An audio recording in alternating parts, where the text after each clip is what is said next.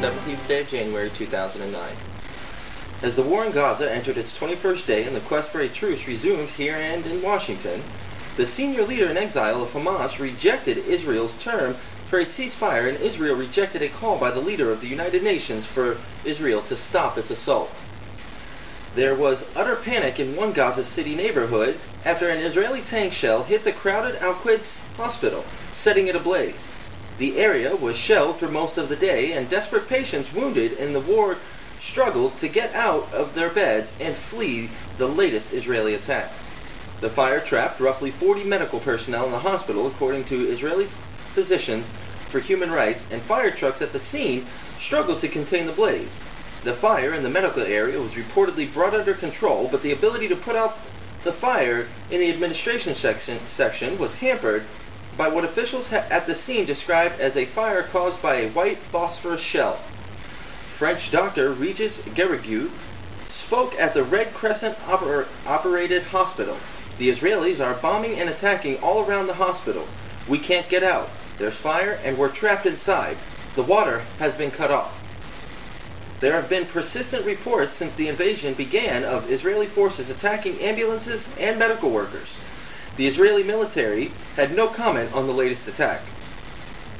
Arab divisions over the Gaza crisis were dramatically underlined again today when Syria, the chief backer of the Palestinian group Hamas, called a groundbreaking peace plan dead and urged Arab states to sever all ties with Israel.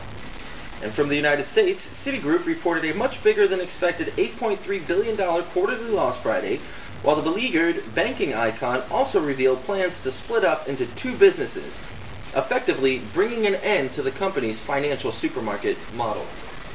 Under the new arrangement, Citigroup would split into two units, Citicorp and Citi Holdings. Citicorp would house, among other things, the company's private and investment bank, as well as its credit card and consumer banking businesses, with about $1.1 trillion in assets.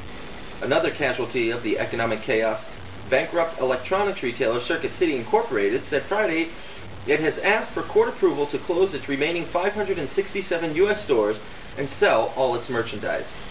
The company said it has 34,000 employees. In a filing with the U.S. Bankruptcy Court for the Eastern District of Virginia, Circuit City, the number 2 electronics retailer after Best Buy, said it had reached an agreement with 4 companies to start the liquidation process. The company said the sale would begin Saturday and run until March 31st, pending court approval. The retailer's website and call center will cease to operate after January 18th. Circuit City said employees will receive 60 days' notice of the termination. In Saudi Arabia, Saudi Arabia's most senior cleric was quoted Wednesday as saying it is permissible for 10-year-old girls to marry, and those who think they are too young are doing the girls an injustice. Sheikh Abdul Aziz Al-Sheikh, the country's Grand Mufti, said during a lecture on Monday that those who say women should not marry before the age of 25 are following a bad path, according to the Pan-Arab Al-Hayat newspaper. Al-Sheikh's comments come at a time when Saudi human rights groups have been pushing the government to put an end to the marriage involving the very young and to define a minimum age for marriage in the past few months. Saudi Arabian newspapers have highlighted several cases in which young girls were married off to much older men or very young boys.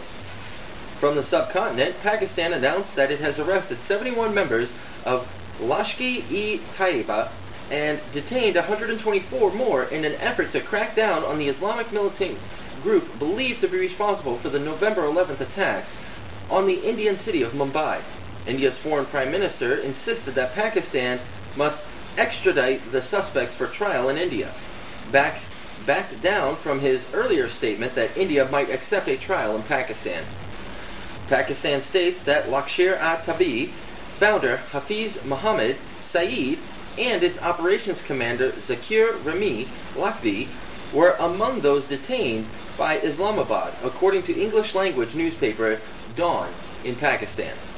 In Sri Lanka, the International Committee of the Red Cross says that intense fighting in northern Sri Lanka has caused a massive displacement of civilians. It says thousands of people trapped inside rebel-held territory have had to flee several times in recent months. An ICRC official, Paul Castilla, told the BBC that fighting had stopped relief supplies being delivered to rebel areas for nearly a week. He said that there were serious concerns about a lack of food. A Sri Lankan military spokesman insisted a supply convoy had been sent to the rebel-held territory and that there were adequate stocks of food. The ICRC said it was extremely concerned no safe escape route had been agreed. These are the highlights of today's news, which you can read in full at whatdoesitmean.com. With God, all things are possible.